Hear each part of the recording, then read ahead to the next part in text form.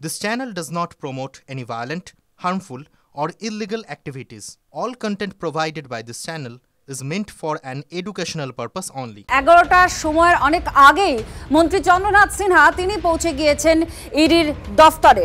প্রাথমিক নিয়োগ দুর্নীতি মামলায় চন্দ্রনাথকে জিজ্ঞাসাবাদের জন্যই আজকে ইডি তলব করেছে। সুজয় আমাদের সঙ্গে রয়েছেন, আমাদের প্রতিনিধি, তার কাছ থেকে বিস্তারিতভাবে জানবো। এই মুহূর্তে আপনাদের সেই ছবি দেখাচ্ছি যখন মন্ত্রী চন্দ্রনাথ সিনহা তিনি পৌঁছে যান ইডি দফতরে। নামে বেনামে প্রচুর সম্পত্তি আছে তার, এমনটা ইডি দাবি করছে। আত্মীয় স্বজন থেকে অনেক তৃণমূল নেতার নামও নাকি আছে, এমনটা দাবি করছে ইডি। ইডি স্ক্যানারে চন্দ্রনাথের বিপুল সম্পত্তি, এই সম্পত্তি কিভাবে করলেন, সেই টাকার উৎস, এই সমস্ত বিষয়ে খোঁজ করছে ইডি। আর মন্ত্রী চন্দ্রনাথ সিনহা আদালত নির্দেশ দিয়ে দিয়েছে যে তাকে জিজ্ঞাসাবাদের ক্ষেত্রে শর্ত বাঁধা হয়েছে। বেলা 11টা থেকে বিকেল 5টা পর্যন্তই তাকে জিজ্ঞাসাবাদ করা যেতে পারে, আর কোনো রকম করা পদক্ষেপ নয় কথাও বলা হয়েছে। সেক্ষেত্রে আজকে মন্ত্রী হাজির হয়ে গিয়েছেন সকালে, আর সেই সময় তিনি কি বলেছেন শোনাবো। নিশ্চয়ই কভার করতে হবে। কোনো ডকুমেন্ট চেয়েছিল কি এর দাঁড়িয়ে যান, এখনো পর্যন্ত কিছু চাইনি। নিশ্চয়ই কভার করতে হবে। কোনো ডকুমেন্ট চেয়েছিল কি এর দাঁড়িয়ে যান, এখনো পর্যন্ত কিছু চাইনি। সুজয় আমাদের প্রতিনিধি আরো জানাচ্ছেন। সুজয়, 11টা থেকে এখন 3টে পর্যন্ত প্রায় কয়েক ঘন্টা কেটে গেল, তো এখনো কি খবর, ভেতরে কি ধরনের প্রশ্নের মুখোমুখি হতে হচ্ছে মন্ত্রীকে?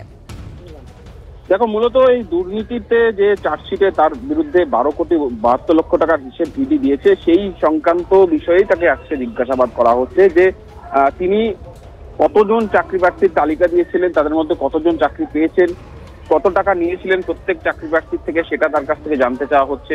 একই সঙ্গে যে টাকার কথা বলা হচ্ছে সেই টাকার বাকি হিসেব কোথায় গেল, অর্থাৎ বাকি লেনদেন কোথায় গেল। তার কারণ তুমি জানো যে চন্দ্রনাথ সিনহার স্ত্রীর নামে একটি নির্মাণ সংস্থা আছে, তার নামে বিনিয়োগ করা হয়েছে বিভিন্ন জায়গায়, সেই তথ্য চার্জশিটে উল্লেখ করেছে।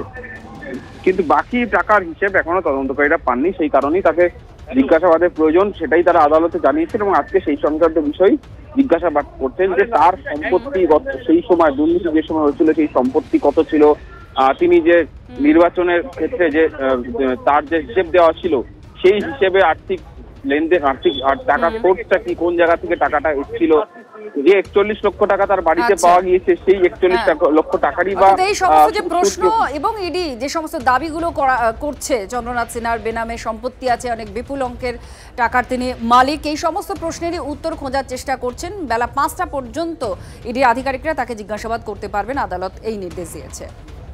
চন্দ্রনাথ সিনহার বিপুল সম্পত্তির সূত্র খতিয়ে দেখছে কেন্দ্রীয় এজেন্সি, তদন্তে আরও চাপে পড়তে পারেন চন্দ্রনাথ সিনহা। কিভাবে চাপে পড়তে পারেন সেটাই বোঝা নেওয়ার চেষ্টা করব। হিমাদ্রি আমাদের সঙ্গে রয়েছেন, আমাদের প্রতিনিধি জানাবেন। দেখো, চন্দ্রনাথ সিনহার বীরভূম জেলা এবং বীরভূম জেলার বাইরেও কিন্তু একাধিক সম্পত্তি রয়েছে। বীরভূম জেলায় বিশেষ করে সম্পত্তি রয়েছে চন্দ্রনাথ সিনহা নিজে, তার নাম রয়েছে, তার বোন, তার ভগ্নিপতি, তার তৃণমূলের 4জন নেতা এবং ব্যবসায়ী, এদের এই সমস্ত একাধিক নাম কিন্তু ইডির সূত্রে পাচ্ছি আমরা, এই নাম কিন্তু উঠে এসেছে। এবং এই বোলপুর শহরে এবং বোলপুর সংলগ্ন এলাকায় প্রচুর পরিমাণে সম্পত্তি রয়েছে, প্রায় 100 বিঘা অর্থাৎ 2000 কাঠার কাছাকাছি জমি রয়েছে নামে এবং বেনামে, যেখানে প্রত্যক্ষ এবং পরোক্ষভাবে চন্দ্রনাথ সিনহার নাম জড়িয়ে রয়েছে। এছাড়াও বোলপুরের সুরুল এসজি রিয়েল এস্টেটে এবং তার আত্মীয় রয়েছে এবং আত্মীয় এবং ঘনিষ্ঠ এদের সাথে যোগাযোগ রয়েছে, এবং এই সমস্ত সূত্র থেকে প্রায় 70 কাঠা জমি রয়েছে। আপাতত ধন্যবাদ তোমাকে।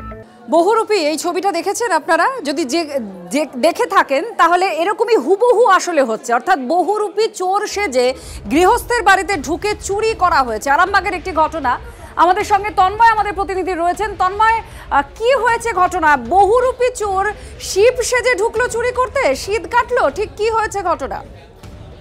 হ্যাঁ দেখো, হয়তো এইরকমই একটি ঘটনা আরামবাগের 4 নম্বর ওয়ার্ডের আড্ডপাড়ায় ঘটেছে। একটি গৃহস্থর পরিবারে হঠাৎই দেখা যায় যে একজন শিব সেজে বেরোচ্ছে, কিন্তু কোথা থেকে এলো এই শিব? যখন তাকে জিজ্ঞাসাবাদ করা হয় এবং যখন তাকে সার্চ করা হয় তখন দেখা যায় কিছু টাকা পয়সা সে বাড়ি থেকে চুরি করে নিয়েছে। এমনই অভিযোগে তাকে প্রথমে বেঁধে রাখা হয় এবং বাঁশ দিয়ে উদ্যম মধ্যম দেওয়া হয়। তারপরে পুলিশের হাতে তুলে দেওয়া হয়। কিন্তু এলাকায় আতঙ্ক বাড়ছে, সামনে পুজো, তার উপর অনেকেই বিভিন্ন জায়গায় বেরিয়ে যায় বাড়ি খালি রেখে। এই রকম বহুরূপী শিব সেজে যদি বাড়িতে ঢোকে এবং যদি হাতিয়ে নেয়, সেই নিয়ে আতঙ্ক তো থাকবে, কারণ একেবারে সিনেমার অনুকরণ দেখা যাচ্ছে। এখানে দেখতে পাচ্ছেন শিব সেজে যাকে, সে আসলে চোর। কিভাবে কি হয়েছে? আমি ঘরটা শিকল দিয়ে বাজারে গেছি, আমি দিনের বেলা শিকল দিয়ে যাচ্ছি, আমি দিইনি। এবারে যেমনি শিকলটা খুলেছি, ঘরটা খুলেছি, আমি ঘরটা গেলে খোলা, যে দেখছি যে সামনেই কোনটায় দাঁড়িয়ে আছে। কিছু নিয়েছো বলতে, এবারে পিছনে পিছনে ছুটেছি, লাঠিটা ধরেছি, সে আমাকে জিনকি দিয়ে ছুটেছি, ওই দিকে ঘুরে আবার বাজার দিয়ে দেখছি যে ছেলেটাকে ধরেছে। টাকা ফেরত পেয়েছেন? হ্যাঁ, টাকা পেয়েছি।